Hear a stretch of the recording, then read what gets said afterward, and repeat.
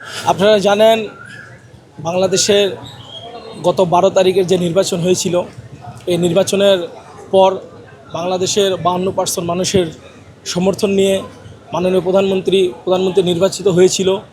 নির্বাচিত হওয়ার পরে আজ তিনি ঢাকা বিশ্ববিদ্যালয়ের মাটিতে প্রথম পদার্পণ করেছে এবং সেই সাথে আমরা ঢাকা বিশ্ববিদ্যালয়ের যারা সাবেক শিক্ষার্থী ছিলাম এবং মাননীয় প্রধানমন্ত্রী ঢাকা বিশ্ববিদ্যালয়ের সাবেক শিক্ষার্থী হিসেবে যে প্রধান ক্যাম্পাসের বড় ভাই হিসেবে আমাদের সামনে এসেছে।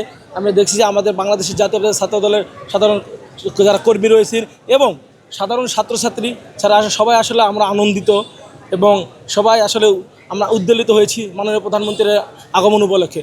এবং আপনারা দেখেছেন মাননীয় প্রধানমন্ত্রী বাংলাদেশের অতীতে কয়েকজন প্রধানমন্ত্রী থেকে তারা কীরকম করেছে না করেছে। আপনি দেখুন বর্তমান মাননীয় প্রধানমন্ত্রী আজকে ঢাকা বিশ্ববিদ্যালয়ের মাটিতে আসার পরে উনি সিনেট ভবনের প্রোগ্রাম শেষে এবং ঢাকা বিশ্ববিদ্যালয়ের সাধারণ ছাত্রছাত্রীদের সাথে মিশে যেভাবে ক্যাম্পাসে সিনেট থেকে সমাজবিজ্ঞান অনুষদে এসেছে, এতে ঢাকা বিশ্ববিদ্যালয় এবং সাধারণ ছাত্রদের সবাই অনেক আনন্দিত হচ্ছে আশা করি।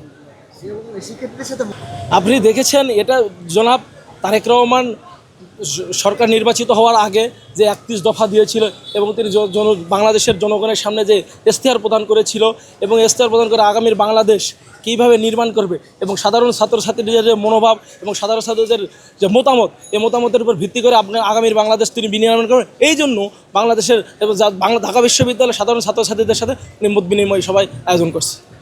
এটাই আমরা বলেছি বাংলাদেশ আগের বাংলাদেশ থেকে বাংলাদেশে কীভাবে পরিবর্তন হয়েছে, বাংলাদেশের রাজনীতিকে জনাব তারেক রহমান কীভাবে গুণগত পরিবর্তন করেছে, এটা তার একটা দৃষ্টান্ত উদাহরণ।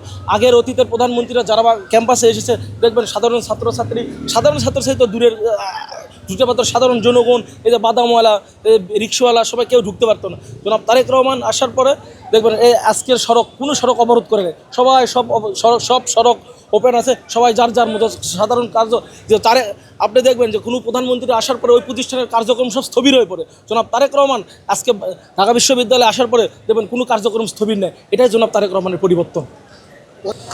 দেখেন বাংলাদেশ একটা আসলে ধ্বংসের দ্বার প্রান্তে ছিল। এই ধ্বংসের দ্বার প্রান্তে বাংলাদেশের যে ধ্বংসের দ্বার প্রান্ত থেকে জনাব তারেক রহমান বাংলাদেশের ভারটা কাঁধে নিয়েছে এবং আমরা মনে করি বাংলাদেশ এই 85 দিনে তিনি যত কাজ করেছে এবং আগামী 5 বছরে যে কাজ করবে এবং এটা উনি ব্যাপকভাবে সফল হবে এই আশা প্রত্যাশা করি আমরা।